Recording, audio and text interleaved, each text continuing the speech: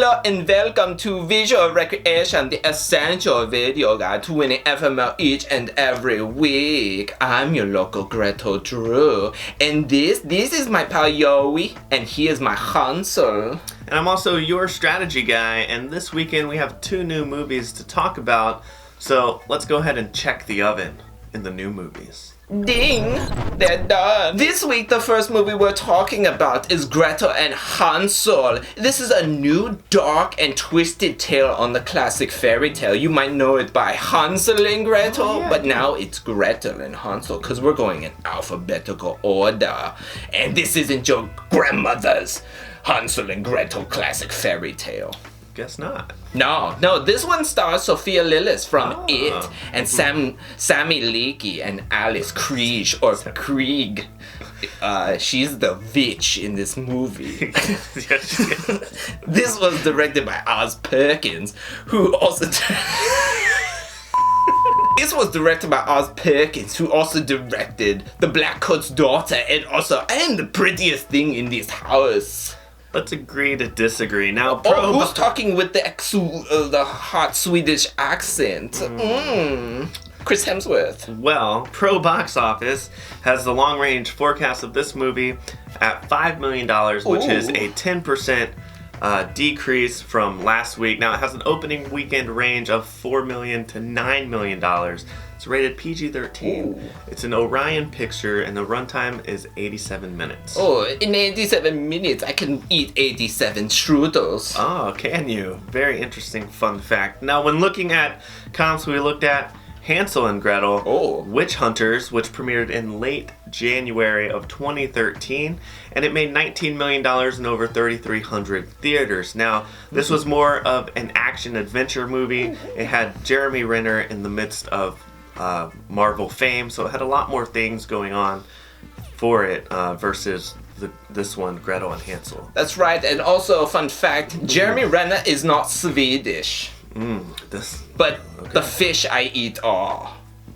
Very good. They are red. Swedish fish are really good. Yeah, and they're red. And yeah, that's another fun fact. Now, the next movie we're going to take a look at is The Rhythm Section. Now, The Rhythm Section revolves around Stephanie, who is having a tough time dealing with the fact that her entire family died in a plane crash, but then she finds out that the crash wasn't an accident, and so she is now seeking revenge on the killers.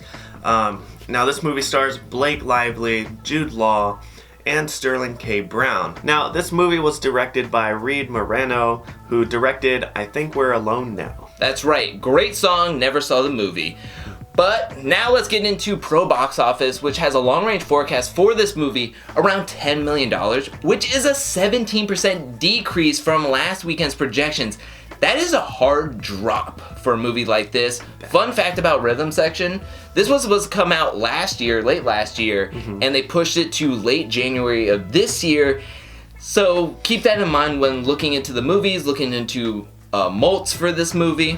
This movie has an opening weekend range of $8 to $13 million, not 18, but $8 to $13 million. It's rated R, it's a Paramount picture, and it's a 109-minute runtime. Now, when looking for comps, we decided to look into The Girl in the Spiderweb. Yes, that's right. And that one came out November of 2018. It was rated R. It's a female-led spy movie, and it opened to $7.8 million in around 3,000 theaters or so.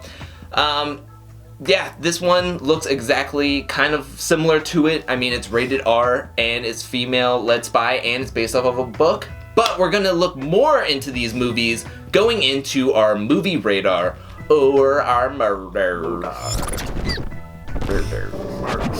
Alright, so we're here in the Modar, and when looking at movies on the slate for this weekend, there's a lot of movies, in my opinion, that are gonna do a lot better than these 2 newcomers. You have some good holdovers like Bad Boys. It's doing really well.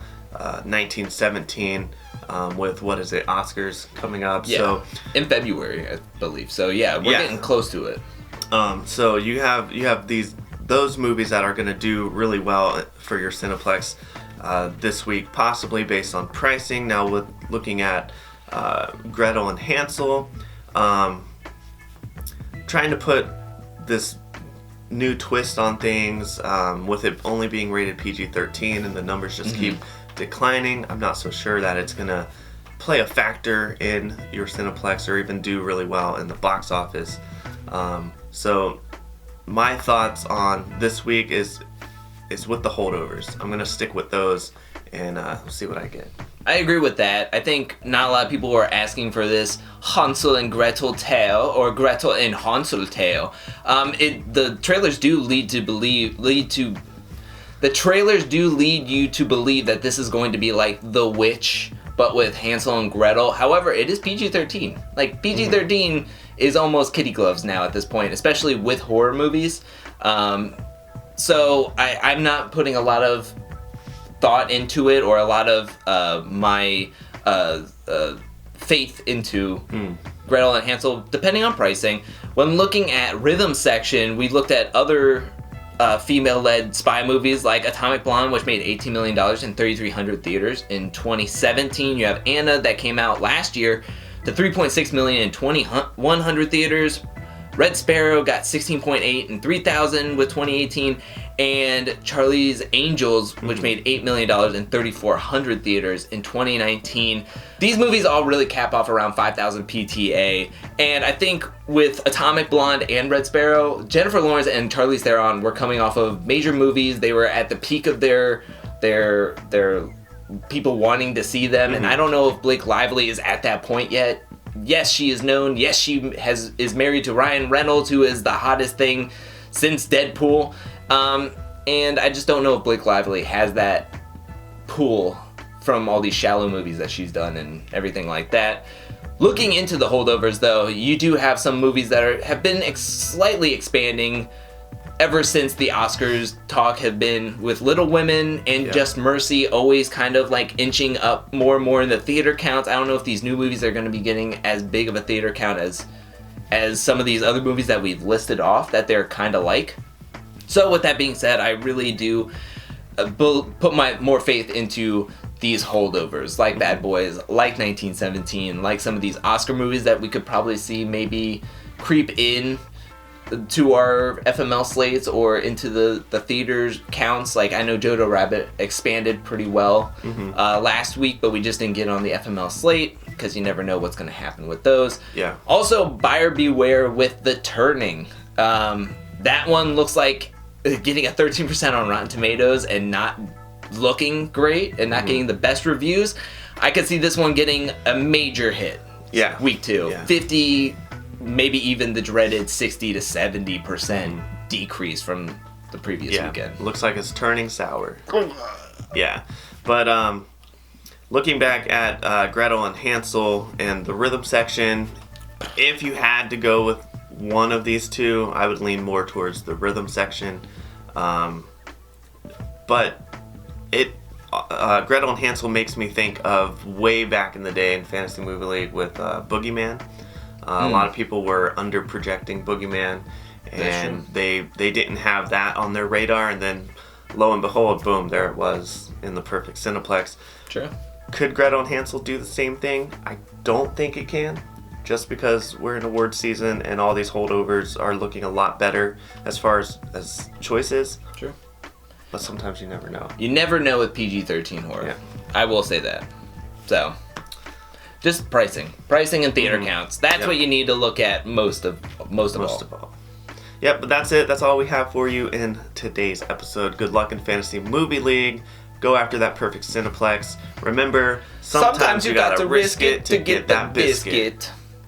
Or yodel for the strudel. Oh, yodel for the strudel. Is that the new thing? I don't know. Should that be our new thing? Let us know. Yes. For Gretel and Hansel.